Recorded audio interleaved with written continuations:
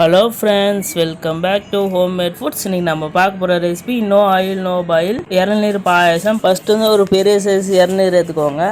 அது top cut பண்ணிட்டு அதை தண்ணி மட்டும் தேவை. நம்ம சேஃபாக அந்த டாப் மட்டும் கட் பண்ணிக்கலாம்.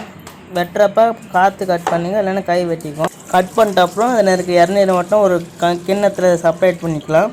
செப்பரேட் பண்ணிட்ட அப்புறம் இப்போ வந்து நம்ம தேங்காய் பால் வேணும். அதுக்கு வந்து ஒரு காந்த தேங்காய் எடுத்துட்டு அதில் இருக்கிற வெள்ளை பகுதி மட்டும் மிக்ஸி ஜாரில் ஊற்றி தேங்காய் பால் எடுத்துக்கலாம். சின்ன சின்ன பீஸாக கட் பண்ணிட்டு சேர்த்துக்கோங்க, இல்லைன்னா அரையாது. சேர்த்துட்ட அப்புறம் ஒரு 3 கிளாஸ் தண்ணி ஊற்றலாம். சின்ன கிளாஸ் இருந்தால் 3 கிளாஸ், பெரிய கிளாஸ் இருந்தால் 2 கிளாஸ் சேர்த்துக்கோங்க. சேர்த்துட்டப்போ நல்லா ஃபைன் பேஸ்ட்டாக நல்லா அரைச்சிக்கோங்க. ரொம்ப தண்ணி சேர்த்துட்டா நல்லா இருக்காது.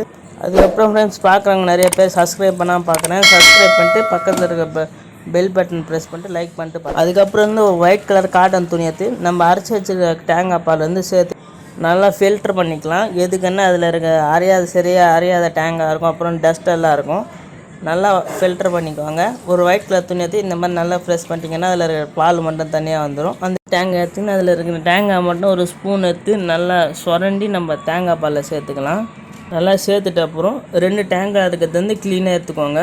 நல்லா வலித்து போட்டுட்ட அப்புறம் நம்ம ட்ரை ஃப்ரூட்ஸ் பாதாம், முந்திரி, திராட்சைலாம் சேர்த்துட்டு நல்லா மிக்ஸ் பண்ணிக்கோங்க. மிக்ஸ் பண்ணிட்ட அப்புறம் பக்கத்தில் இருக்க சூப்பர் மார்க்கெட்டில் போய் கண்டென்ஸ் மில்க் மேடுன்னு கேட்டால் தருவாங்க. அதை வாங்கிட்டு வந்துட்டு ஒரு 4-5 ஸ்பூன் சேர்த்துக்கோங்க. இனிப்பு அதிகமாக இருக்கும், வேணும்னா கம்மியாக சேர்த்துக்கோங்க. சுகர் பேஷண்ட் இருந்தால் கொஞ்சம் கம்மியாகவே சேர்த்துக்கோங்க.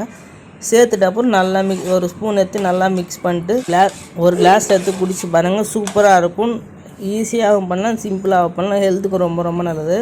தேங்க்ஸ் ஃபார் வாட்சிங். மறக்காமல் சப்ஸ்கிரைப் பண்ணுங்கள். நெக்ஸ்ட் வீடியோவில் சந்திக்கலாம். பாய் பாய்.